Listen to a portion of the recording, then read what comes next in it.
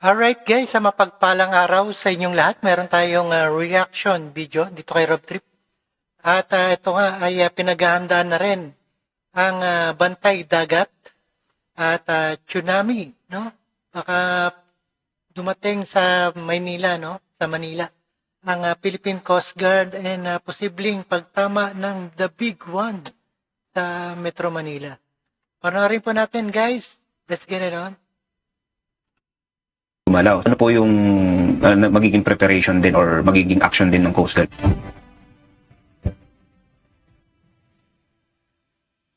Good morning mga ka-lifesaver. Ang makakakwentuhan po natin ngayon ay ang inuno ng ahensya Na isa sa mga pangunahing nagbabantay ng mahigit sa 7,000 isla ng Pilipinas. 7,000 isla, no? Nagbabantay pala itong coast. Pero bukod po sa seguridad ng ating mga baybayin, ay may iba pa silang obligasyon na tinutugunan. Kasama na po dyan ang mga rescue operation, lalo na sa mga na-stranded sa karagatan. Nakikita rin po natin ang kanilang presensya kapag may bagyo o baha. Welcome po natin sa ating programa, mga ka-lifesaver. Ang isa sa ating ka-lifesaver, Philippine Coast Guard Commandant Admiral Ronnie Hill Latorilla Gavan. Sir, good morning po.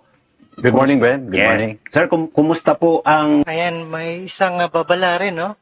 At mag-ingat, lalo na dito sa Metro Manila. Kung sakaling tumama ang tsunami o lindol na malaki, no? Philippine Coast Guard ngayon? Ano po ang mga programa po ng ating ahensya? Alright. Ayan, panoorin po natin yan at tabayanan po natin. Alright. Katulad ng dati, busy pa rin. Yes. Ang Philippine Coast Guard ay may mandatong napakalawak. Actually, we are deputized or we are mandated to perform around 52 functions. Ang dami po naming mga responsibilidad. At isa na nga din dyan yung search and rescue operations. Siguro mas maintindihan natin kung bakit mayroon tayong search and rescue operations na mandat. Actually, ang mundo kasi ay hindi yung pinagdudugtong-dugtong ng karagatan. Kaya noong 1971, minarapat ang IMO na magkaroon ng merchant shipping search and rescue book na naging or manual na noong 1978 ay ginawa nilang IMO manual. Nung nagkaroon na ng International Maritime Organization, nagkaroon na sila ng isang manual. Yun na yung nag-guide ng mga gawain ng lahat ng mga bansa upang mag-rescue. 1979, actually, nagkaroon ng isang search and rescue convention ang lahat ng bansa. At noong 1985, 15 sa mga bansang to, formally nag-ratify sila, so naging binding yan. At least initially sa 15 countries. Noong 1999, actually, para mas lalong maisaayos yung pagkakandak ng search and rescue, nagsagawa din ng integrated na aeronautical and maritime search and rescue manual. Bakit siya integrated with aeronautical? Gaya ng sinabi natin kanina, yung mundo kasi is bridged by oceans and seas. So yung mga distress pwedeng manggaling sa yung mga aeroplano natin at sa mga barko din natin. And then nung year 2000, nagkaroon sila ng amendment na recognize na napakalawak nga ng mundo. So ginawang regionalized yung approach.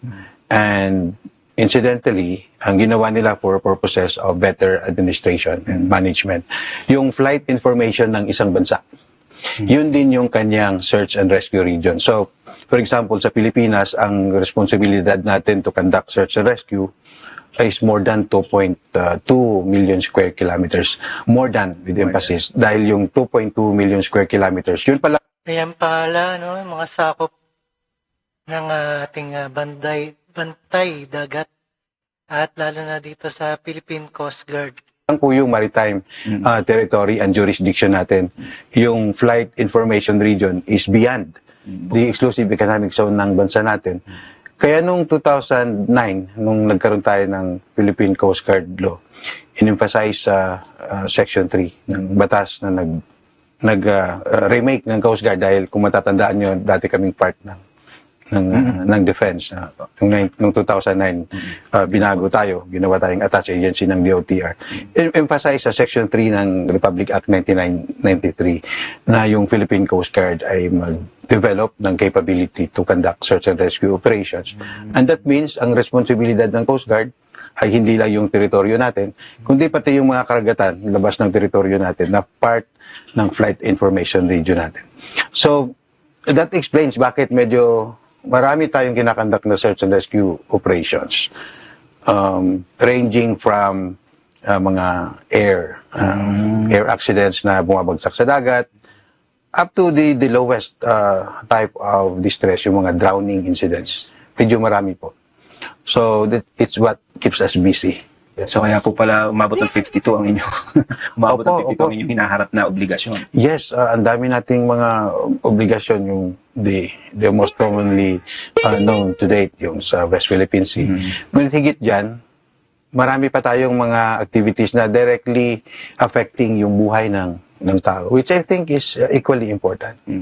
Sir Ronnie, yung pong so ngayon nag-ano tayo ng search and rescue, iba-ibang mga obligasyon, doon po sa antas ng kakayanan ng ating mga tao, paano po natin siya mini-maintain at yung upgrading din ba nila, paano po natin siya binibigyan ng programa?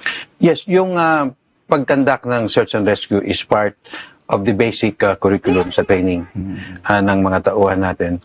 Sa katunayan, ang programa natin sa aspeto na yan, lahat dapat ng Coast Guard personnel ay marunong ng basic life support. May certified yan sila to conduct CPR. Kaya mapansin nyo, pag may mga drowning incidents, yung Coast Guard personnel na responde nagsi-CPR na rin. Sa ngayon, around 50% na ng personnel natin certified na sila ng Coast Guard to do that. Yung nursing service, medical service natin, nagtutulong-tulong sila to certify that. Sir Ronnie, nung binanggit niyo po, yung 2009, nung nabukod na ang PCG, na naging independent na siya and attached agency na lang sa ano, in terms of manpower po. Hello, Alright, everyone. My ayan name is na. Erwin Hap-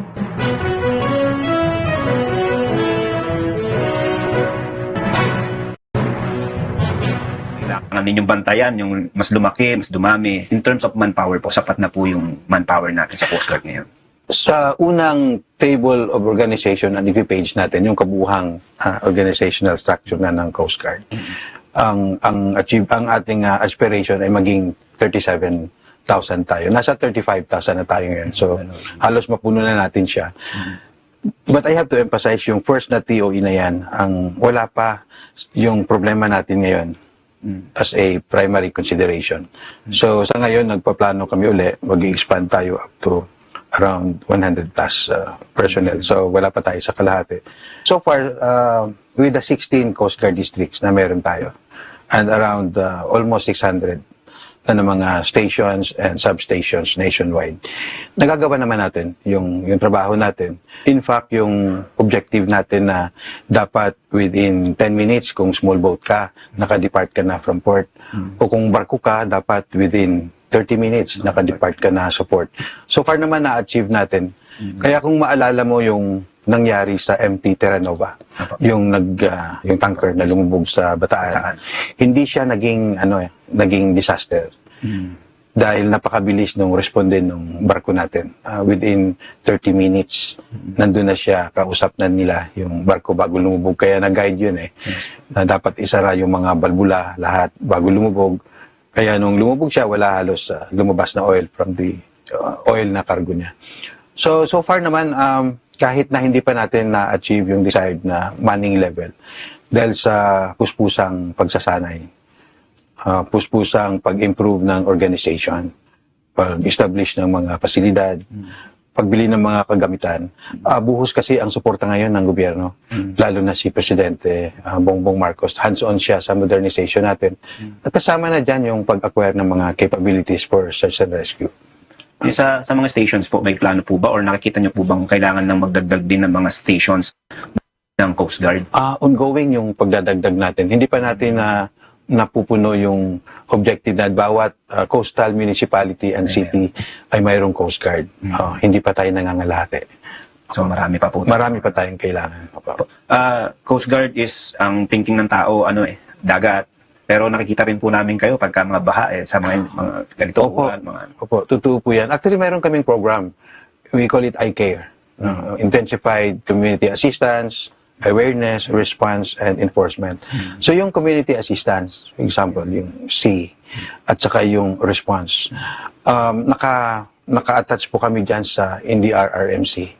We are working as part of the national team.